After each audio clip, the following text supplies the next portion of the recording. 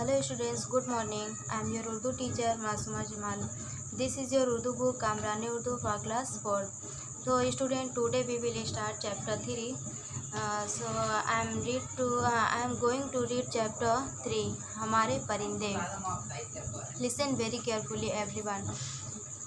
दुनिया में मुख्तलिफ़ किस्म के परिंदे पाए जाते हैं जो आसमान के लामहदूद बुलंदियों में दूर दूर तक उड़ते हैं।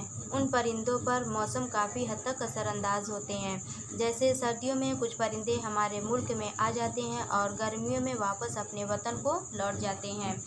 इसी तरह हमारे मुल्क के कुछ परिंदे दूसरे देश चले जाते हैं। कुदरत ने उन परिंदों को पर दिए हैं ताकि वो दूर दराज तक उड़ सकें और अपनी खुराक खुद तलाश कर सकें। हमारे मुल्क में भी मुख्तलिफ़ किस्म के परिंदे पाए जाते हैं। छोटे बड़े रंग बिरंगे दिलकश रंगों वाले उन परिंदों में कुछ गाने वाले परिंदे भी हैं जिनकी आवाज़ बड़ी सुरीली मानी जाती है, जैसे कोयल और बुलबुल। कुछ परिंदों की आवाज़ें बड़ी भद्दी होती हैं, जैसे कौवा। कुछ परिंदे बहुत बुलंदी तक उड़ सकते हैं, जैसे एकाब, चील और कबूतर, और कुछ मामूली ऊंचाई तक उड़ सकते हैं, जैसे तोता और मुर्गाबी वगैरह। बाज़ परिंदे पानी में बड़ी महारत से तैरते हैं, जैसे बगला और मुर्गाबी।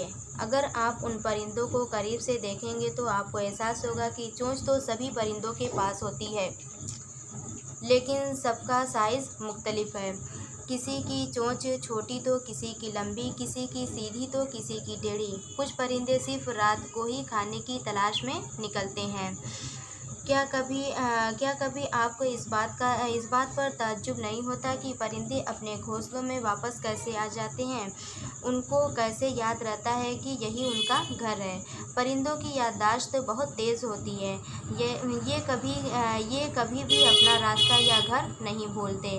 घर और रास्ता तो दूर की बात है, ये अपना मुल्क तक नहीं भूलते। परिंदों के घोंसले भी बड़ी महारत से बने होते हैं।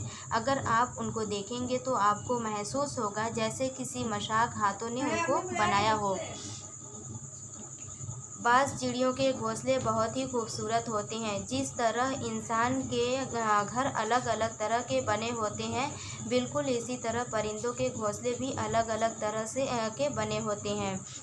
लंबी चोंच वाले परिंदे दरख्त के तने में सुराख करके अपना घोंसला बना लेते हैं।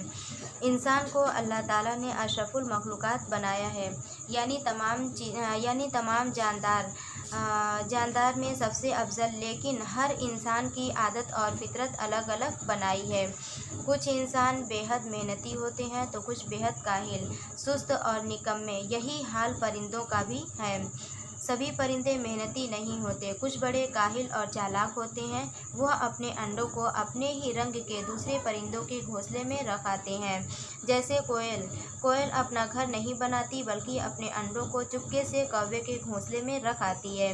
कोयल के अंडों को अपने अंडे समझकर कौवे उन्हें सेते हैं और कोयल के बच्चों को खिला पिलाकर बड़ा करते हैं। क्या कभी आपने सोचा है कि उन परिंदों से हमें क्या फ़ायदा है? अल्लाह ताला ने कोई भी चीज़, कोई भी जानदार बिना मकसद के नहीं बनाया। इंसान को इंसान का दुख दर्द जानने के लिए पैदा किया।